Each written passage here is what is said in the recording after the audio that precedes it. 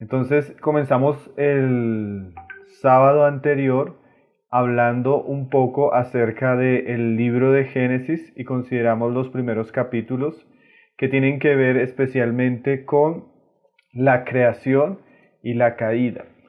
El libro de Génesis, pues como decíamos la vez pasada, ciertamente es el libro de las semillas donde las grandes doctrinas de la fe cristiana se van desarrollando. Y es muy importante considerarlo en ese sentido. Todas las verdades bíblicas son entendidas y tienen su base en el libro que es llamado Génesis o el principio.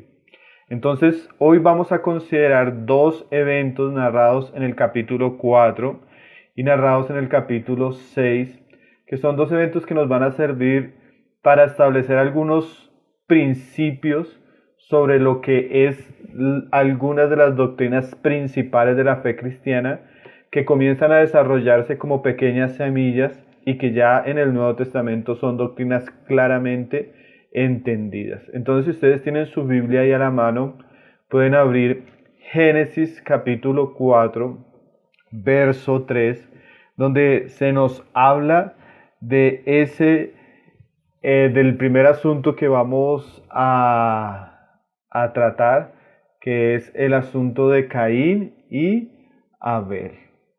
Entonces, vamos abriendo Génesis capítulo 4, verso 3 y del verso 3 al verso 5. Vamos a leer la historia de Caín y la historia de Abel.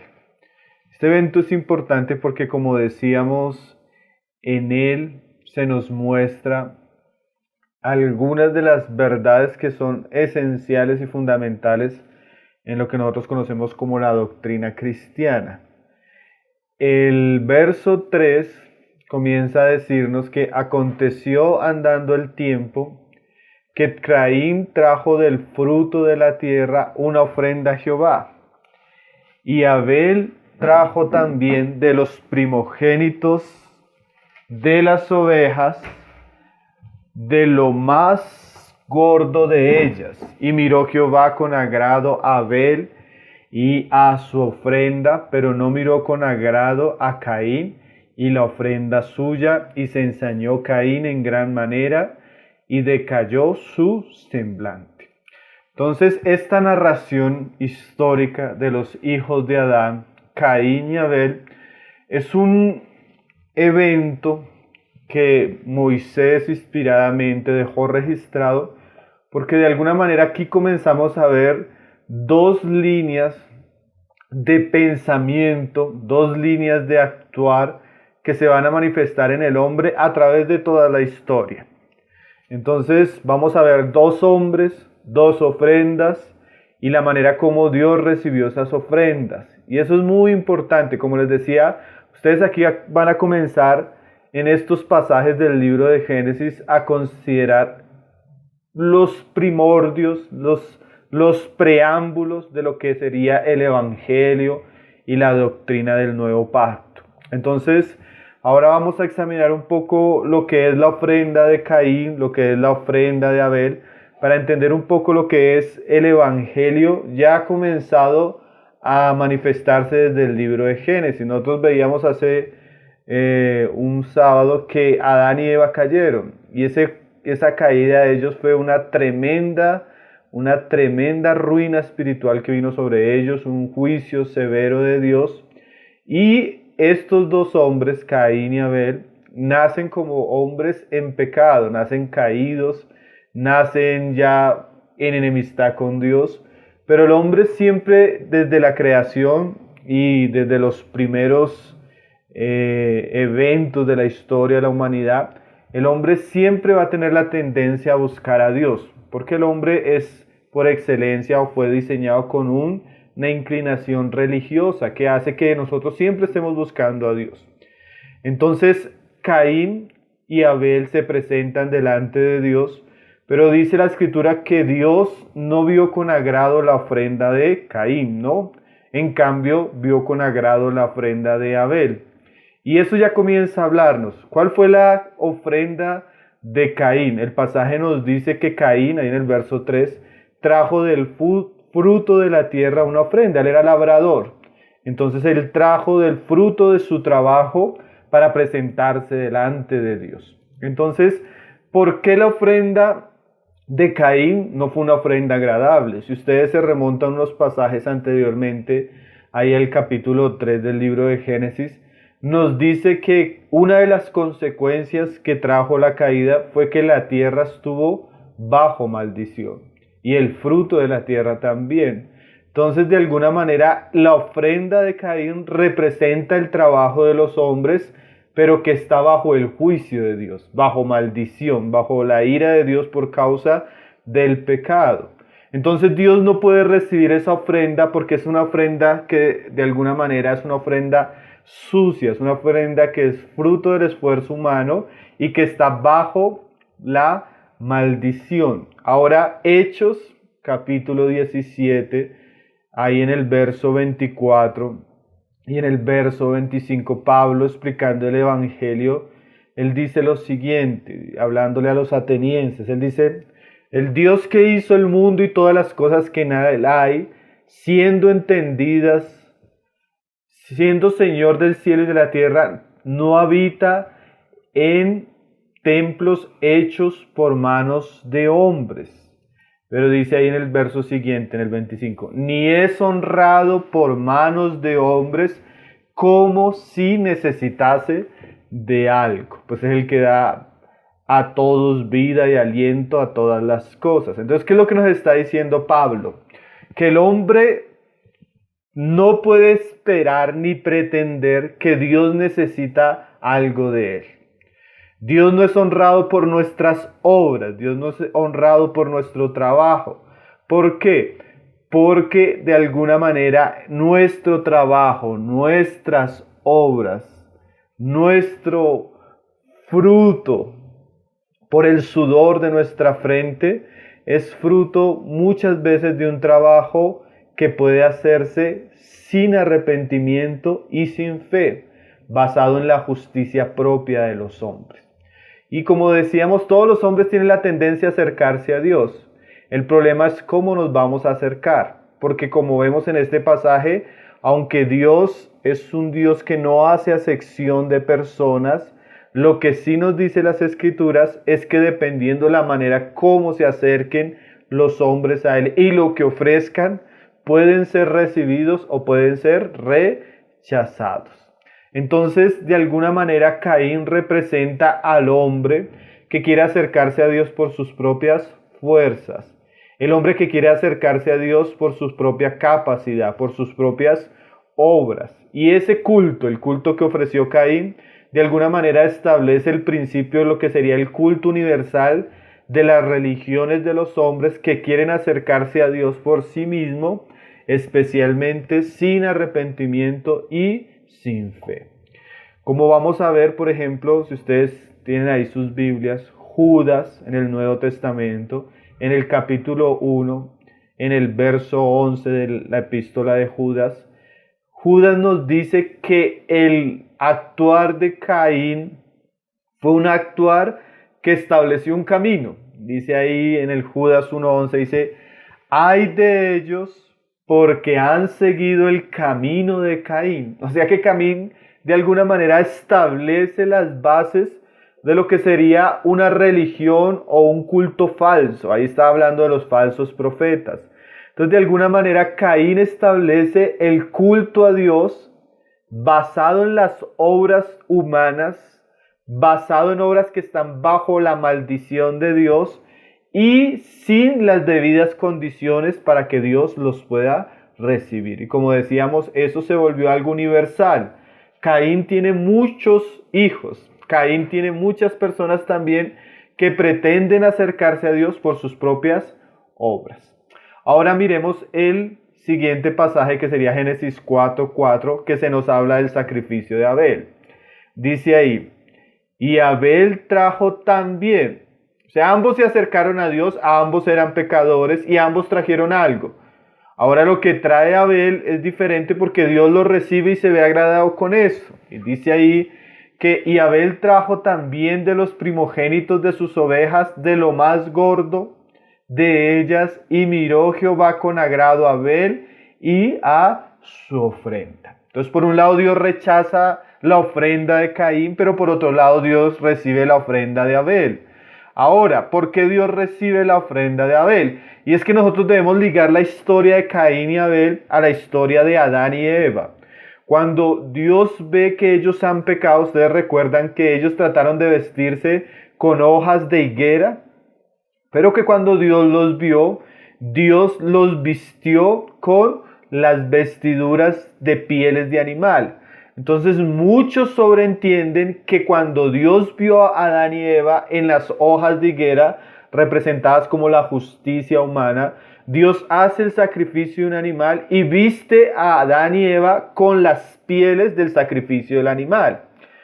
Y también ustedes recuerdan que cuando ellos pecan, una de las cosas que Dios le dijo, como decíamos ahora, era que él iba a maldecir la tierra. Y esa historia y esa conversación entre Dios y Adán y Eva, seguramente ellos la transmitieron a sus hijos. Entonces, de alguna manera, la idea de acercarse a Dios bajo un sacrificio fue una idea que comenzó con Dios cuando Dios vistió a Adán y Eva con las pieles del animal. Y Abel, reflexionando en esa situación, él piensa que él no puede acercarse como fruto de su esfuerzo ni es fruto de la tierra, sino que él se presenta a Dios y ofrece un sacrificio. El sacrificio de un animal, el sacrificio del mejor animal que él tenía, el sacrificio del primogénito de sus ovejas. Entonces aquí, como comenzamos a ver de una manera muy maravillosa, comienzan a establecerse las semillas de lo que sería el Evangelio. Porque el Evangelio de Dios establece un camino por el cual el hombre se puede acercar, no basado en su propia justicia, no basado en sus propias obras, no basado en su propio trabajo, sino el Evangelio se acerca bajo la idea de que Dios envió su primogénito y su primogénito, siendo sin pecado, se sacrificó por nosotros.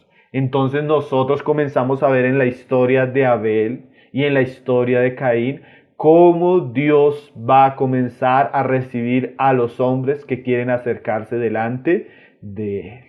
Y Abel, de una manera muy arcaica, muy antigua, él comienza a entender que sin sacrificio y sin sangre el hombre no se puede acercar a Dios por causa del pecado. Seguramente sus papás les habían contado que Dios los expulsó del Edén.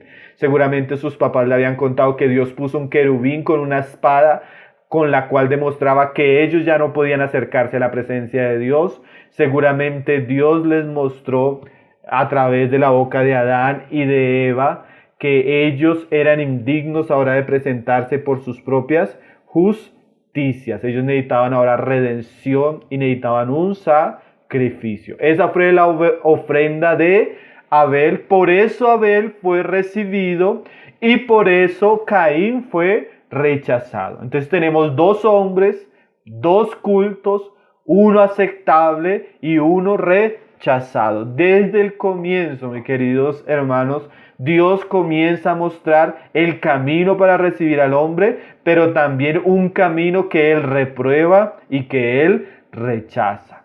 Ahora nosotros ya teniendo toda la luz que tenemos en la Biblia y ya en el Nuevo Testamento vamos a darnos cuenta que eso es así. Esta idea se desarrolla, por eso ustedes van a leer el libro de Génesis y van a ver a Noé ofreciendo sacrificios.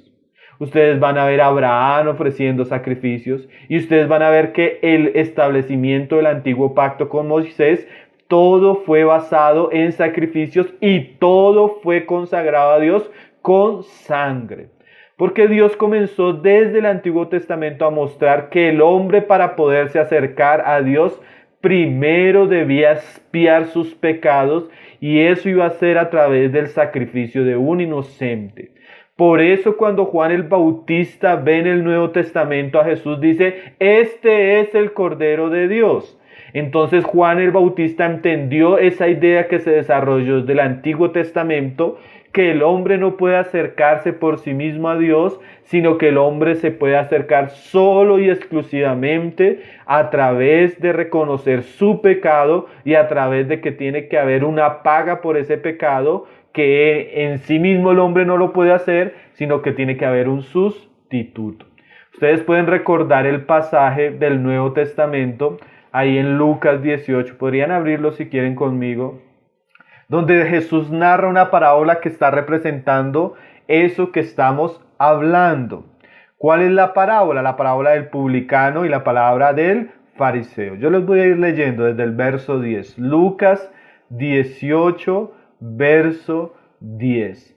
Dice: dos hombres subieron al templo a orar, uno era fariseo y el otro era publicano. Otra vez tenemos dos hombres y otra vez tenemos dos hombres que se están acercando a la presencia de Dios. Y dice: y el fariseo puesto en pie oraba consigo de esta manera: Dios, te doy gracias porque no soy como los otros hombres, ladrones, injustos, adúlteros, ni aun como este publicano. Ayuno 2 veces al día, doy diezmo de todo lo que gano. Ese es Caín. Caín que se presenta delante de Dios diciéndole a Dios que Él es bueno, que Él es justo, que Él no roba, que Él no mata, que Él no adultera como los publicanos, sino que Él hace, mire los frutos de las obras de Caín en este fariseo. Ayuna 2 veces al día, da diezma de todo lo que gana y ora. Es interesante, hermanos, que el ayuno, la oración, las ofrendas, todo lo que nosotros podamos hacer por nosotros mismos, como base para justificarnos delante de Dios, podríamos decir que son las ofrendas de Caín. Dios no nos recibe porque oremos. Dios no nos recibe porque ofrendemos o diezmemos. Dios no nos recibe porque seamos justos en nosotros mismos, porque delante de Dios todos somos pecadores. Esa es la ofrenda de Caín, que en este pasaje también nos dice que es una ofrenda que manifiesta orgullo. ¿Cómo un hombre pecador va a pretender que Dios necesita de sus diezmos? O que Dios necesita de sus oraciones, o que Dios necesita de lo que Él puede producir y hacer por sí mismo para acercarse a Él. Ahora mire la condición y la misma actitud del publicano representado también en Abel. Dice ahí en el 13, mas el publicano estando lejos no quería ni aún alzar los ojos al cielo, sino que se golpeaba el pecho diciendo: Dios, sé propicio a mí, pecador. Entonces, ¿qué reconoció el publicano? El publicano reconoció que era pecador. Él reconoció que por sí mismo no podía acercarse a Dios. Reconoció que en él no había ningún mérito, sino que al contrario, él reconocía su abundante pecado y clamaba a Dios para que le perdonara y le expiara ese pecado. Ahora Abel entendió que ese pecado podía ser expiado por la sangre de un inocente, que es lo que significa propiciación. Propiciación es que otro a favor mío tome mi lugar y pague el precio que yo debía pagar. Y mire lo que dice Jesús ahí en el 14: os digo que éste descendió a su casa justificado antes que el otro, porque cualquiera que se enaltece será humillado y el que se humilla será enaltecido. Entonces, ¿qué es lo que mostró el publicano arrepentido? Que se humilló, reconoció que era el pecador y que necesitaba salvación. Hermanos, el Génesis ya nos muestra que Dios no puede recibir al hombre, por más que el hombre tenga una idea de que Él es justo y que puede hacer algo para Dios. Dios no recibe a ningún hombre basado en su justicia propia, porque la justicia propia del hombre, dice Isaías, son como trapos de inmundicia. Dios recibe al hombre, y esto es muy bueno que usted lo sepa. Esto es el Evangelio. Esto es el mensaje principal de la Biblia. Dios solo recibe al hombre a través del sacrificio de su Hijo Jesucristo. Aquellos que reconozcan sus pecados, aquellos que pongan sus manos sobre ese sacrificio reconociendo que Él murió por ellos, son aquellos que podrán acercarse a Dios. A Dios no le importa si tenemos una voz muy agradable para cantar. A Dios no le importa si tenemos un templo muy sagrado para adorar. A Dios no le importa todas las obras que hagamos, sea guardar el sábado, sea circuncidarnos, sea ir a la Meca, sea subir al 20 de julio, sea hacer todos los rosarios que hagamos. Todo eso para Dios son trapos de inmundicia. Dios solo nos recibe porque su Hijo derramó su sangre por nosotros. Eso es una idea tan clara en ese pasaje ahí en el Antiguo Testamento, que nosotros debemos entenderla de una manera muy adecuada y guardarla en nuestro corazón. ¿Cuántas personas usted conoce que son religiosas, que creen que se pueden acercarse a Dios, no? Yo no mato, yo no robo, yo voy a misa todos los domingos, ¿Sí? Hermano, pero ese es el camino de Caín, que es un camino que no es agradable a Dios. ¿Cuál fue la característica de Abel? Ya el Nuevo Testamento mismo nos lo explica. Si usted quiere puede ir a Hebreos 11, verso 3 y verso 4, especialmente el 4, que es el que trata con lo que estamos estudiando hoy. Y mire la manera como Abel percibe lo que Dios está haciendo. Y la manera y la enseñanza que nosotros tenemos de Abel. Dice Hebreos 11, verso 4. Por la fe Abel ofreció a Dios más excelente sacrificio que Caín. Entonces la fe, por eso la fe es tan importante. La fe de Abel lo llevó a pensar que él, acercándose con un sacrificio inocente, lo iba a justificar. De la misma manera nosotros encontramos que el Nuevo Testamento nos dice que nosotros somos salvos por medio de la fe. No que la fe sea lo que nos salva, pero sí la fe es la que nos liga a la obra de Jesucristo y por la cual tomamos lo que Jesucristo hizo. Y es interesante que se nos muestra que Abel ofreció un excelente sacrificio. Nosotros sí podemos pretender servir a Dios con nuestros sacrificios, pero Dios no los va a recibir. Pero hay un excelente sacrificio. ¿Cuál fue el sacrificio excelente? El que Jesús derramó en la cruz. Ese es el sacrificio glorioso. Ese es el sacrificio grande. Ese es el sacrificio que hace que no solo nosotros, sino cualquier hombre en cualquier nación, de cualquier contexto, habiendo cometido cualquier tipo de pecado, pueda ahora arrepentirse y pueda acercarse a Dios por medio de aquel que ofreció un perfecto sacrificio en la cruz del Calvario. Ahora las personas podrían decir, pero ¿qué tiene de malo pensar que yo puedo acercarme por mis obras? Yo soy bueno, yo tengo mi abuelita que es una buena persona, ella no mató, nunca robó, fue buena mamá. ¿Por qué ella no puede acercarse por sus obras? Pretender decir que una persona se puede acercar por sus buenas obras a Dios es decir lo que Pablo decía en Gálatas. Pablo le decía a los Gálatas, si vosotros os podéis justificar por las obras de la ley, entonces por demás murió Cristo. O sea, si el hombre hubiera podido salvarse por sus obras buenas, entonces ¿para qué vino Cristo? Entonces ¿para qué se encarnó? Entonces ¿para qué sufrió? Entonces ¿para qué murió?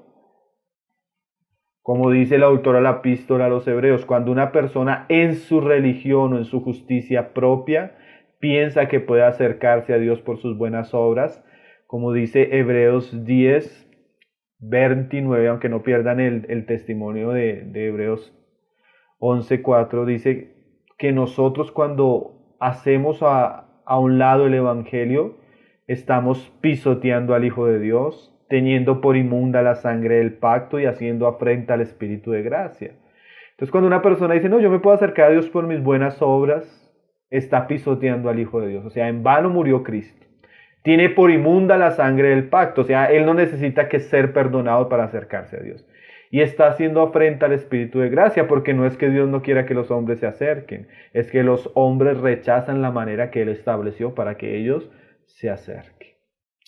Entonces dice ahí Hebreos 11:4, que era el que estábamos leyendo, por lo cual alcanzó testimonio de que era justo. O sea, la manera como Abel se acercó manifestó que era un hombre de fe, y como el pasaje del publicano manifiesta esa manera que él era un hombre que había sido justificado. Y dice ahí, dando Dios testimonio de sus ofrendas y muerto aún habla por ellas. Entonces Abel establece desde el principio el camino correcto sobre la base justa con la cual Dios iba a recibir al hombre, el sacrificio de un animal inocente que era representado, o una figura que representaba el sacrificio de Cristo Jesús en la cruz.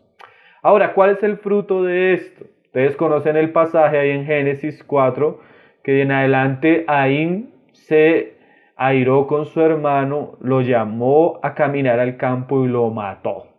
¿Sí? Eso también es muy diciente, hermanos. Existen solo dos tipos de culto a Dios. Por un lado, el culto que está basado en la fe y el sacrificio del Cordero, que podríamos decir es el culto a Dios agradable a través de Jesucristo. Pero también existe un culto falso del cual establece Caín y que es universal, aunque tenga muchas religiones y manifestaciones diferentes, pero es el fruto o el esfuerzo humano queriéndose acercar a Dios por sus propias fuerzas. Ahora, ese tipo de culto siempre tiene una expresión visible en quien lo practica. Por un lado, Caín manifiesta que su culto es falso porque él mata y se vuelve un homicida de su hermano.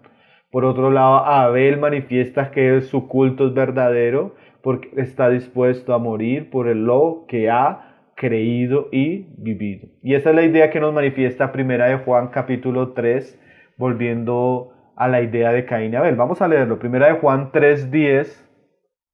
Juan está haciendo una separación en su epístola de quiénes son los verdaderos cristianos y quiénes son los cristianos falsos.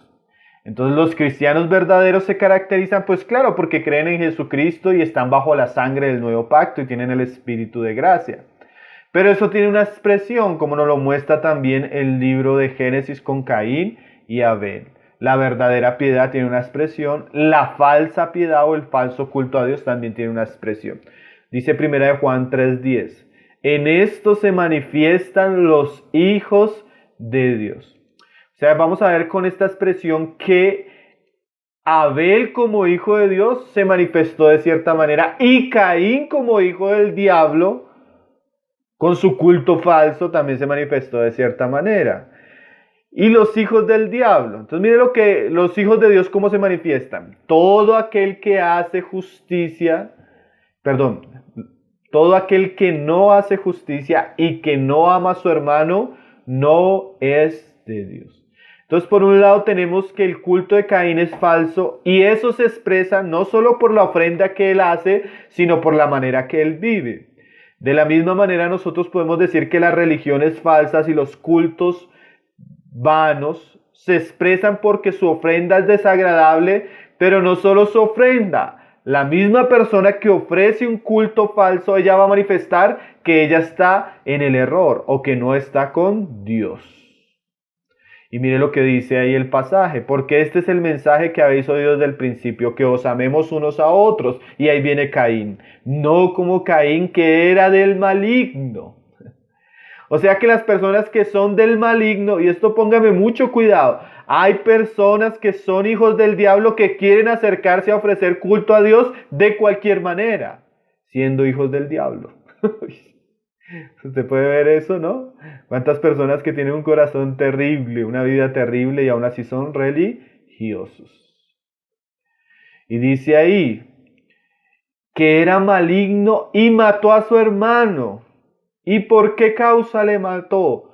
Porque sus obras eran malas y la de su hermano justas.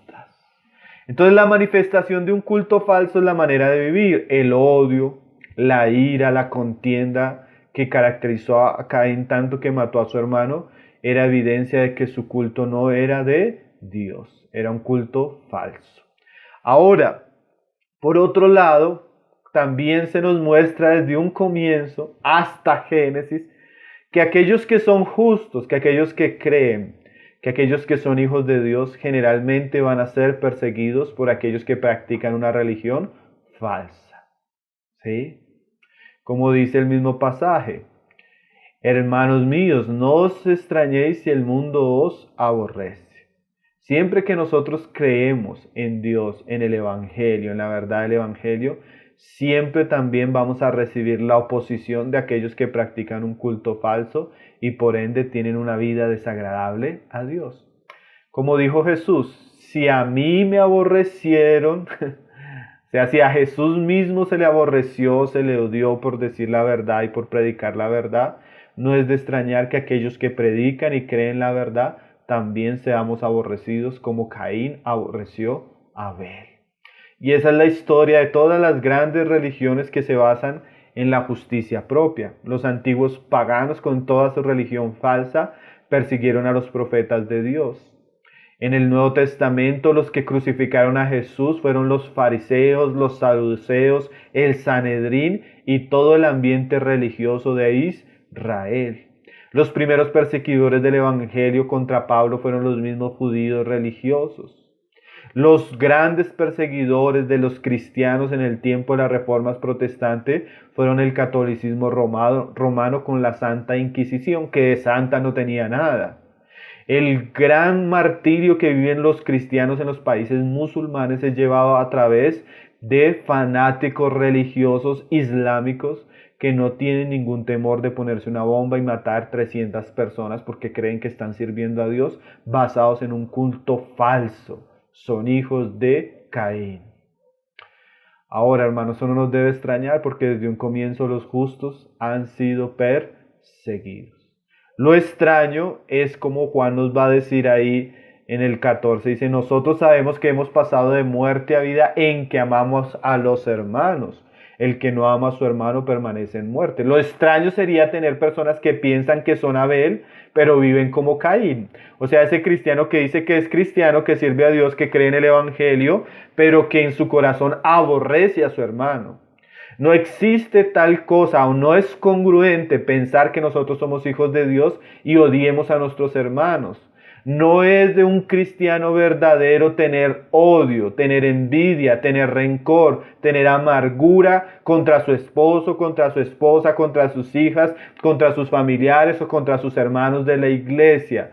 Cuando hay una evidencia crónica de ira, cuando hay una evidencia crónica de envidia, de amargura, de rabia, aún de odio, eso es que nosotros no hemos conocido el amor de Dios y el Evangelio de Dios. Porque el amor de Dios que justifica al hombre llena el corazón del hombre con la obra y la operación del Espíritu Santo, lo cual nos libra de todos los frutos de la carne y de la enemistad que son naturales del viejo hombre. Entonces, un cristiano verdadero no odia. Un cristiano verdadero no tiene enemigos. Un cristiano verdadero se caracteriza porque él ama a sus hermanos. El hijo del diablo, como Caín, que practica una religión falsa, él sí no tiene ningún temor de matar a sus hermanos. Jesús nos decía que no es solo llegar a matar, sino que ya en nuestro corazón tenemos odio y le decimos a nuestro hermano fatuo, necio, estamos siendo expuestos al fuego. ¿Por qué? Porque manifiesta que no ha habido una transformación en nuestro corazón. Entonces, este episodio, Caín y Abel, nos muestra las evidencias de un verdadero culto, uno basado en el sacrificio de la sangre de un inocente, el otro basado en la justicia propia, que es falso.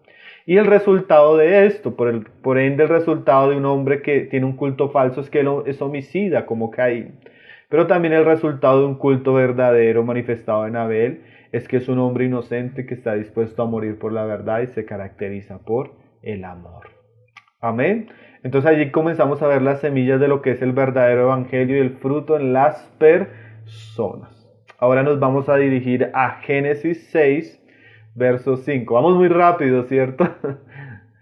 Pero bueno, lo importante es tratar de aprovechar al máximo el tiempo. Vamos a ir a Génesis 6 para ver otro evento sumamente importante en el desarrollo de la historia que es narrada en el libro de Génesis. Después de hablarnos de algunos justos que hubieron en este periodo, se nos dice en el Génesis 6, verso 5, que la maldad del hombre prosperó. El asunto no quedó solo con Caín y Abel, el asunto creció. La impiedad del hombre creció, la rebelión del hombre creció, Y llega el Génesis 6, verso 5 y nos dice, y vio Jehová que la maldad de los hombres era mucha en la tierra y que todo designio del pensamiento del corazón de ellos era de continuo solamente el mal. Y se arrepintió Jehová de haber hecho al hombre en la tierra y dolió en su corazón. Entonces lo que nos muestra el libro de Génesis es que la maldad del hombre progresó. La maldad del hombre creció. Cuando Dios le dijo a Adán que el hombre iba a morir por el pecado, eso fue evidente ya en las postreras generaciones. El pecado creció y la muerte y la ruina espiritual del hombre abundó tanto que llegó un momento que Dios dice que se arrepiente de haber creado al hombre y que va a juzgarlo por el pecado. Ahí viene el gran evento conocido en la Biblia como el diluvio. El diluvio es una palabra del hebreo que se traduce como cataclysmos, que significa literalmente un cataclismo incalculable de dimensiones extremadamente grandes. Entonces el relato de Génesis nos muestra que hubo un evento sumamente grande que destruyó al hombre por causa de la abundancia del pecado. Ahora ese relato de Génesis no es solo un relato que se encuentra en las Escrituras. Nosotros tenemos casi un testimonio generalizado en todas las culturas antiguas de que esto fue un evento histórico. Tenemos algunos documentos como la epopeya babilónica de Gilgamesh, un documento que se encuentra hoy en día, que data más o menos del año 2600 antes de la era cristiana, mucho más anterior, casi 1000 años anterior a Moisés, donde se nos narra el evento del diluvio. Los sumerios y casi todas las grandes civilizaciones nos narran en sus crónicas una gran inundación mundial que destruyó el mundo antiguo. Eso nos lo hablan los egipcios, los sirios, la mitología griega, y además de eso tenemos datos arqueológicos y geológicos y gran cantidad de fósiles que nos muestran que hubo una muerte masiva de seres humanos y de naturaleza en un tiempo prehistórico. Ahora, ¿qué relevancia tiene eso para nosotros? Porque es narrado en el libro de Génesis. Bueno, eso tiene mucha enseñanza para nosotros. Vamos a ver algunas, por ejemplo. Si ustedes van a Segunda de Pedro, capítulo 2, verso 4, se nos dice que Dios juzga el pecado. Pedro está hablando de los falsos maestros, Pedro está hablando de la falsa religión de los hombres impíos. Y una de las características de los hombres impíos, de las falsas religiones, es que ellos van a tener la tendencia a negar la justicia de Dios. ¿Por qué? Pues si yo soy un malhechor, a mí no me va a gustar hablar de la justicia de Dios, porque si yo hablo de la justicia de Dios, quiere decir que Dios va a juzgar las obras de los hombres. Y a ningún hombre que está haciendo fechoría le gusta eso. Es como decir que a los ladrones les gusta la policía. Los que más odian la policía en realidad son los ladrones, los que hacen las cosas malas. Si una persona está haciendo el bien, cuando él ve a un policía no tiene ni temor, ni alegría, le da lo mismo, porque no es una amenaza contra lo que él está haciendo, porque él está haciendo lo bueno. En ese mismo sentido, la justicia de Dios es una amenaza para los hombres malos. Entonces, tanto los falsos profetas como los hombres impíos no les gusta que se les hable la justicia de Dios. Es más, yo me preocupo cuando algunos cristianos llegan a decir frases como Dios es tan amoroso o tan bueno que Él no va a juzgar el hombre, Él no va a juzgar el pecado del hombre. Ese tipo de idea que quita la justicia de Dios es muy herética y además peligrosa, porque eso hace parte de lo que decían los falsos maestros. Los falsos maestros enseñaban que Jesús no iba a regresar y por ende no iba a haber un juicio. Y ellos alegaban y se burlaban de la venida del Señor Jesús, ahí lo viene diciendo Pedro, alegando que desde hace cuánto tiempo se dice que Él va a venir y no ha venido. Entonces, uno de los argumentos que Pedro usa para negar esa idea de que Dios no va a juzgar en un futuro cuando Jesús vuelva, es con el argumento de que Dios ya ha juzgado en el pasado y nosotros tenemos eventos históricos que muestran que realmente Dios, como Él es santo y Él es justo, Él va a juzgar el pecado. En el capítulo 2 de Pedro, en la segunda de Pedro, en el verso 4, dice lo siguiente: porque si Dios no perdonó a los ángeles que pecaron, o sea, pongámonos a pensar, Dios no perdonó a los que estaban en el cielo, a los ángeles, ¿será que no va a juzgar a los que están en la tierra? Ahora dice en el verso 5, y si Dios no perdonó al mundo antiguo, hablando de la generación de Noé, o sea, si no perdonó a los hombres en el pasado por sus pecados, ¿perdonará o evitará el juicio a los hombres en el futuro? Claro que no. O sea, los eventos históricos que está narrando Pedro, que es el juicio de Dios a los ángeles en el cielo, el juicio de la generación de Noé y el juicio de la generación de Sodoma y Gomorra, son eventos históricos que Dios dejó escritos detalladamente para que el hombre sepa que Dios en su justicia va a juzgar seriamente el pecado de los hombres. ¿Sí? Es más, nosotros podemos ver que ese juicio, por ejemplo, el de Génesis 6, el del diluvio, fue un juicio donde Dios, hermano, y esto es tremendo, Dios juzgó una generación completa ahogada en el diluvio. O sea, Dios mató una generación completa de hombres impíos. No sobrevivió nada, solamente Noé y su familia. Ahora, ¿qué es eso? Una solemne y elocuente advertencia al pecado de los hombres y a futuras generaciones que quieran vivir de la misma manera. Dios es un hombre, Dios es un ser santo, santo, santo. Y Dios, como ser santo, si Él no juzgara el mal de los hombres, dejaría de ser santo. Es parte de sus atributos, su justicia, ejercer un juicio sobre el pecado de los hombres. Ahora, en medio del juicio, pues Él muestra también gracia, porque dice que Noé halló gracia delante de Dios. ¿Sí? Y esos pasajes de Génesis históricos, reales, nos muestran la manera como Dios purificó esa generación, dándole una nueva oportunidad al ser humano con la familia de Noé, de caminar una vida más recta en contraposición a lo que ha vivido la generación de Noé y la que vivió el diluvio. Ahora, esos hechos Jesús también los usa para enseñarnos acerca de su venida. Por ejemplo, podemos ir ahí a Mateo 24, verso 37, Mateo 24, verso 38, donde Dios nos muestra cómo Él usa esos eventos pasados para enseñarnos sobre cosas futuras. O sea, yo pienso que el libro de Génesis es un libro que usted lo puede leer de una manera muy actual como creyente, porque usted no solo está viendo una historia, usted está viendo a Dios y cómo actúa Dios. Usted está viendo al hombre y cómo generalmente el hombre camina en cierta dirección. Y usted puede aprender como yo también puedo aprender.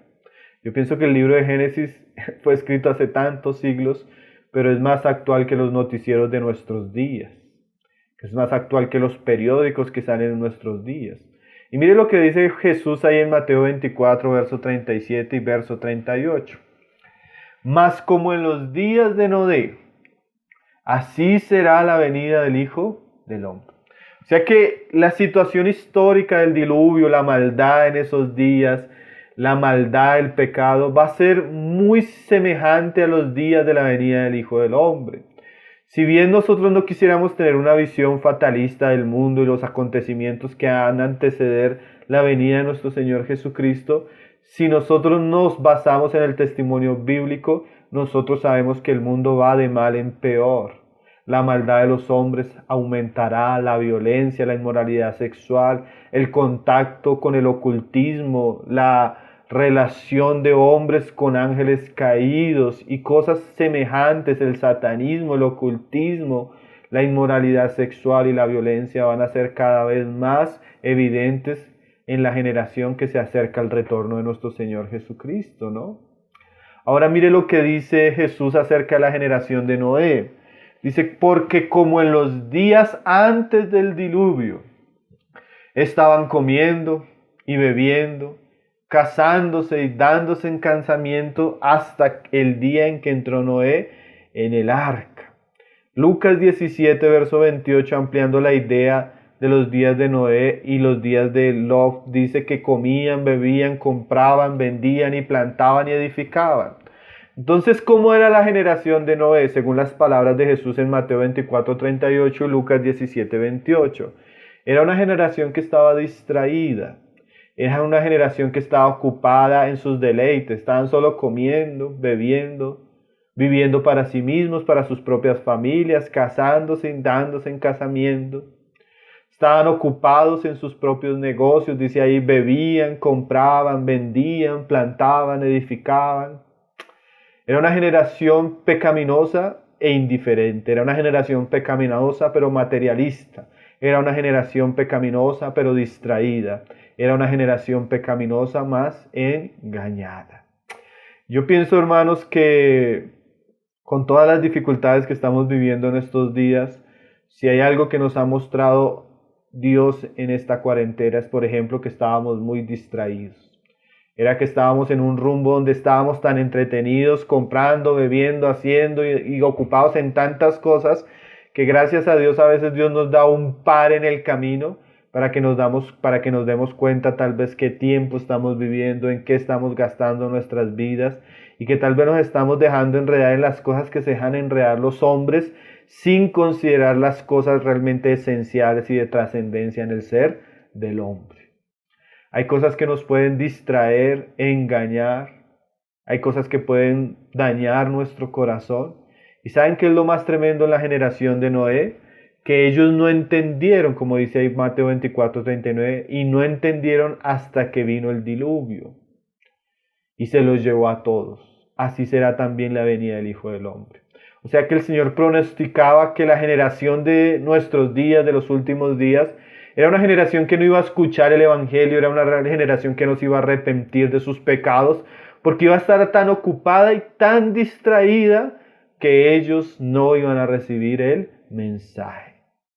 Que eso también es una gran enseñanza para nosotros. Así como Abel fue una gran enseñanza para nosotros ahora, Noé también lo es. Volvamos al pasaje ahí en Hebreos 11, verso 7, donde se nos habló de Abel. Ahora se nos habla también de Noé. Y la gran enseñanza de estos hombres en medio de esos tiempos tan difíciles era que eran hombres de fe. Y ahora la fe no es algo nuestro, sino la fe viene por el oír y el oír la palabra de Dios. Cuán importante es que nosotros aprendamos de Abel y de Noé en la narración del libro de Génesis, porque esa narración nos enseña a nosotros también cómo debemos conducirnos. Mientras los contemporáneos de Noé estaban pecando, comprando, vendiendo, ¿saben qué estaba haciendo Noé, mis hermanos? Estaba construyendo un arca. Construyendo un arca en la cual sería salvo él y su familia. Y ahora, ¿cuál fue el motor de los actos de Noé? Dice Hebreos 11:7. Por la fe, Noé. ¿Ustedes ven lo mismo que se vio en Abel? Fe. ¿Cuál es la fe? La fe no surge del corazón natural de Noé, sino la fe fue la respuesta a la palabra que Dios le trajo a Noé, porque dice el pasaje, cuando fue advertido por Dios acerca de cosas que aún no se veían. Hermanos, hay cosas que van a suceder de las cuales nosotros somos advertidos. Y aunque no vemos, realmente esas cosas van a suceder. Y sería una gran insensatez de nuestro corazón no apercibirnos de las cosas que vienen, que la Biblia dice que van a suceder. En estos días yo estoy compartiendo con la iglesia un estudio de Habacuc sobre los tiempos que estamos viviendo. Y el hermano Martin Lloyd Jones dice lo siguiente: solo el cristiano que no conoce a su Dios y a su palabra se sorprende las cosas que están sucediendo. Porque las cosas que están sucediendo ya fueron advertidas hace siglos atrás y lo más serio es que lo que viene es más serio y peor. Ahora nosotros nos escandalizamos con un virus, pero es que parece ser que nosotros no hemos leído el libro de Apocalipsis. Porque si leyéramos el libro de Apocalipsis, Esto apenas son paños de agua tibia para lo que le espera a una humanidad rebelde y que ha rechazado el Evangelio de Dios. Ahora, Moisés por la fe creyó como un ejemplo para nosotros que recibimos el Evangelio y que hemos recibido la palabra de Jesucristo y debemos creer que definitivamente lo que Él ha dicho se cumplirá. Ahora, nos dice el pasaje que con temor preparó en el arca en que su casa se salvase. ¿Qué nos dice esto? Viene un juicio para la humanidad, pero hay un camino para salvarnos. En el tiempo de Noé era el arca. En el tiempo de nosotros, dijo Pedro delante del Sanedrín, que era Jesucristo. Tenemos un Dios y un único y exclusivo mediador entre Dios y los hombres, Jesucristo. Ahora, Moisés con temor, y nosotros debemos creer en Dios, pero ese creer en Dios tiene unos ingredientes que se nos muestra acá, y uno de esos es el temor. Nosotros debemos temer a la ira de Dios. No debemos temer a un virus, hermano. Porque el virus lo máximo que nos puede quitar es la vida. Pero Dios nos puede enterrar con nuestra alma y nuestro cuerpo en el lago de azufre que arde por los siglos de los siglos. Nosotros no debemos tener a los que quitan la vida, al ladrón, al asesino. Sino nosotros deberíamos tener temor a Dios porque Él va a estar delante un día de un trono y nosotros vamos a ser juzgados por Él. Y ese temor, dice ahí, que hizo que él tratase de preparar el arca para que fuese salva su casa. Si hay algo que es bueno en esta cuarentena es que Dios nos ha permitido estar cerca de los nuestros, ¿cierto? Hermanos, necesitamos predicar el Evangelio a nuestras esposas, a nuestros hijos, a nuestros familiares. Porque el Evangelio y la obra de Jesucristo es lo único que va a librar del gran diluvio que viene contra la humanidad, aunque ya no sea con agua. Dios bautizó a la humanidad con agua, dice en el pasado, pero dice la Biblia que Jesucristo va a bautizar a la humanidad con fuego en el futuro. Eso nos habla del juicio que vendrá para los hombres y el único lugar donde los hombres podrán refugiarse será en Jesucristo, por ahora. Pero si viene ese día, ya va a ser tarde cuando ellos quieran arrepentirse. Y dice, y por esa fe condenó al mundo.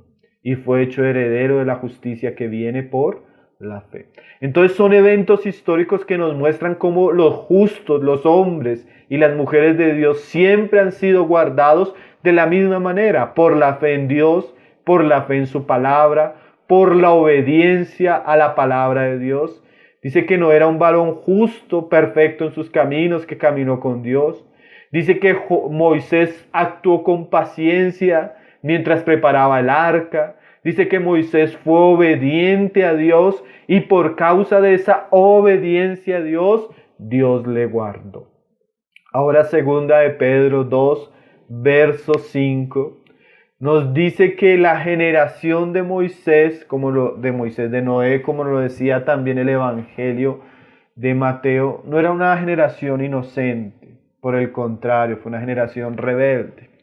No fue una generación que pasó sin ser advertida, al contrario. Además de Noé ser un hombre que vivió por fe y en justicia, fue un hombre que fue pregonero de justicia. O sea, él además de estar construyendo el arca, él pregonó, o sea, él anunció. Vamos a leerlo ahí en 2 de Pedro 2:5. Dice, y si no perdonó al mundo antiguo, sino que guardó a Noé pregonero de justicia. O sea que Noé fue el predicador de su época. Noé fue un gran evangelista. Noé no dejó de advertir a su generación del juicio que venía por el pecado. Noé no dejó de advertir que venía el diluvio. Noé no dejó de advertir que Dios iba a juzgar la maldad de su generación. Noé fue un pregonero. Ahí recordamos las palabras de Jesús orando al Padre ahí en Juan 17 que dice, no te pido que lo saques del mundo. Dios dejó a Noé en esa generación para que él advirtiera a esa generación constantemente de las cosas que venían. Por eso estamos en el mundo, hermanos. Por eso somos luz del mundo. Porque la conciencia que clama a los hombres en nuestros días sobre el Evangelio de Jesucristo y la necesidad de arrepentimiento es la iglesia. La iglesia es la embajadora de Jesucristo aquí en la tierra. La iglesia es la pregonera de Jesucristo aquí en la tierra. Hombres, mujeres, todos los miembros de la iglesia son llamados a advertir a las personas que las cosas que vienen son por causa del pecado, más que si se arrepienten Dios los puede librar. Para eso Dios nos puso acá, para salvar a nuestras casas, para anunciar a nuestros vecinos, a nuestros amigos, a nuestros familiares. Escuchaba una frase muy preciosa del hermano Miguel Núñez que él decía en estos días, ¿no? Los falsos profetas alivian el corazón de los hombres con engaños, mas los verdaderos hombres de Dios advierten al hombre de su pecado, para que el hombre se arrepienta de su pecado. Porque lo que los hombres están viviendo, hermanos, no es consecuencia de una crisis solamente de salud, no es consecuencia solamente de un pánico generalizado, sino que lo que los hombres viven en nuestra generación es fruto de su abierta rebelión a Dios y al pecado y sus pecados. Entonces lo que nuestros hombres necesitan es arrepentimiento. Arrepentimiento sincero, profundo. Que ellos acudan a la cruz de Cristo, que ellos transformen sus vidas siendo justificados por la sangre del Cordero y comenzando una nueva vida por medio del Espíritu Santo. Y Noé se encargó de advertir su generación de eso, antes que sucediera, mas como Dios lo había dicho, sucedió. Y así las cosas que sucedieron, hermano, también son un mensaje para nosotros de que las cosas que Jesús dijo que van a suceder, sucederán. Debemos esperarlo de una manera firme, debemos esperarlo de una manera constante. Dios ha dicho que su Hijo volverá. Y nosotros no lo esperamos con tristeza, sino al contrario, con alegría. Porque realmente los que deben sentir temor y miedo a las cosas de que vendrán son aquellos que han rechazado el Evangelio. Más para nosotros, como dijo Jesús, erguíos vuestros ojos y vuestras cabezas porque vuestra redención está cerca. Nosotros somos pasajeros en este mundo, mas nos espera la gloria. Nosotros en este mundo vemos la maldad, la impiedad, mas nos espera un mundo libre del pecado, libre de la maldad. Nos espera un cuerpo nuevo que no va a tener las mismas ataduras que este cuerpo al pecado, a la carne, a la debilidad, a la enfermedad. Nos espera la gloria, mis hermanos, y debemos prepararnos como Noé con temor, con reverencia y con fe. Fortalecer nuestros corazones en la palabra de Dios y hacer las cosas que Dios nos ha dicho que debemos hacer. Entonces yo solo termino haciendo una pequeña reflexión que es muy interesante en cuanto a la vida de Noé. Noé fue un hombre con su familia que predicó a su generación y nadie se salvó. Pero esa fe que él tuvo lo salvó a él y a su casa. Él luchó contra una generación, mas esa generación no quiso. Mas él fue justificado por su vida. De la misma manera, nuestro fruto ministerial, nuestra vida piadosa no va a ser determinada por cuántas personas creen, por cuántas personas nos siguen, sino va a ser determinada cuán fiel fuimos a Dios, a la palabra de Dios, cuán obedientes fuimos a lo que el Señor nos enseñó. Y eso es un gran mensaje. Muchas veces los hombres de Dios y las mujeres de Dios lucharon contra una nación, lucharon contra una generación que no quiso creer. Mas así ellos fueron la voz profética de su generación y vivieron de una manera fiel, de tal manera que guardaron a su generación o sus postreras generaciones viviendo en justicia.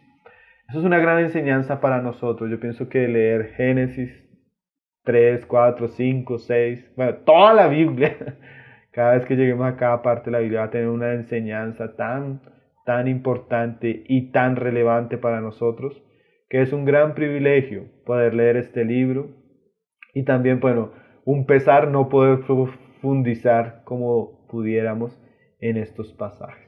Pero me alegría que podamos por lo menos hacer una panorámica de estos eventos que son tan importantes para nuestra fe cristiana y aún para los días que estamos viviendo. El Señor nos dé discernimiento, entendimiento, sabiduría y revelación de Él cada vez que nos encontremos y nos aproximemos a su palabra y podamos considerarla.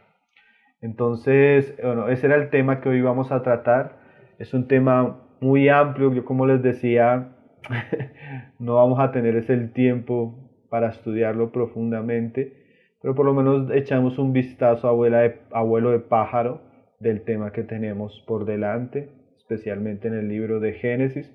Ya la tercera parte la vamos a tratar especialmente el llamamiento de los patriarcas y que ocuparía el capítulo 12 hasta el capítulo final del libro de Génesis. Entonces yo quiero dejar estos 10 minutos por si alguno tiene algunas preguntas sobre lo que estamos considerando hoy. Hablan de que él estuvo desnudo, ¿no? Después de que llega a tierra seca. Él tiene una contradicción y todo lo que sucede y él comienza a tomar vino, jugo de uva, ¿no? Fermento, se embriaga. Y que el hijo vio su desnudez.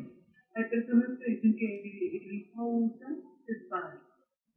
Otro dice porque conocimiento en ese tiempo el hijo no podía ver a los padres desnudos.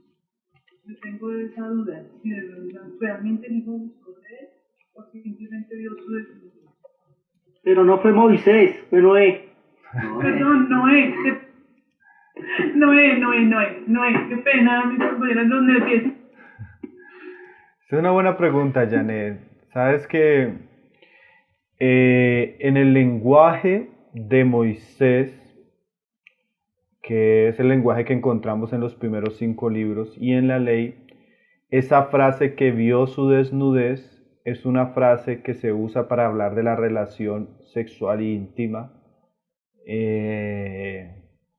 ilícita generalmente. Ustedes van a ver Levítico, capítulo 18 y 19, donde se habla de las relaciones sexuales prohibidas. Entre esas están las relaciones de incesto, padres con hijos o hijos con padres, ¿no? Entonces parece ser que el argumento a la luz de los otros textos sí fue que hubo ahí unas cosas bien extrañas. Ahora, ¿qué debemos saber, Janet? Todos estos hombres eran pecadores, ¿no? Aún mismo Noé.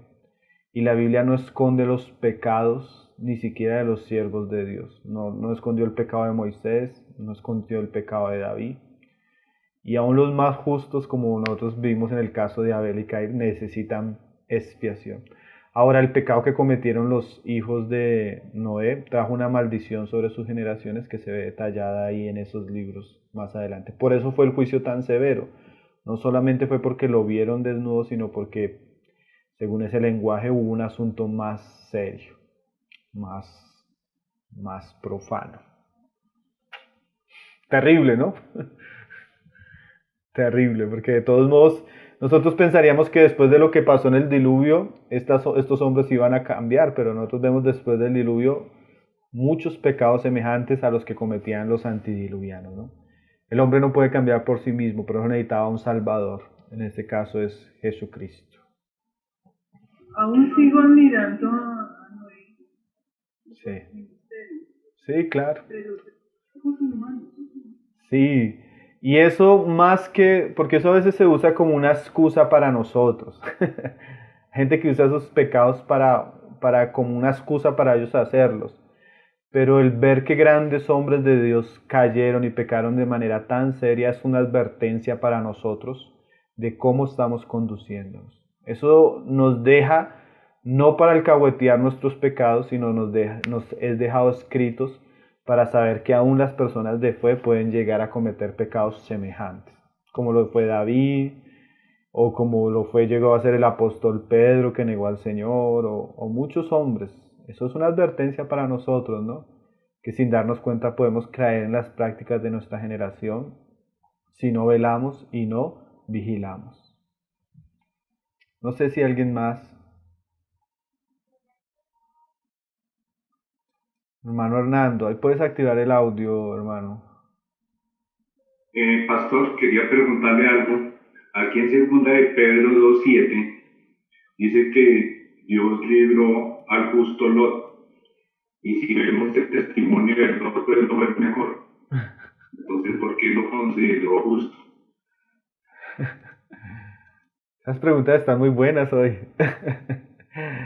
Bueno, yo cuando estudio también Génesis, yo me doy cuenta que Lot no fue muy justo. Hay la referencia que hace Lot, dice ahí en el verso 8, donde tú lo estás leyendo, o en el 7 dice, y libró al justo Lot abrumado por la nefasta conducta de los malvados, porque este justo que moraba entre ellos afligía cada día su alma viendo y oyendo los hechos inicuos de ellos. Entonces la idea que Pedro nos da es que Dios libró a Lot porque Lot, aunque estaba en Sodoma y Gomorra, él no se sintió contento con la situación de los sodomitas, y dice ahí el pasaje que él se afligía por la situación de ellos. Ahora, yo creo que tiene que ver mucho con esa aflicción y ese temor que aún sentía Lot, que había aprendido de su tío Abraham. Y también pienso que tiene que ver mucho con la intercesión de Abraham, porque si tú lees los pasajes anteriores, Abraham intercedió por Lot para que Dios librara a Lot del juicio venidero.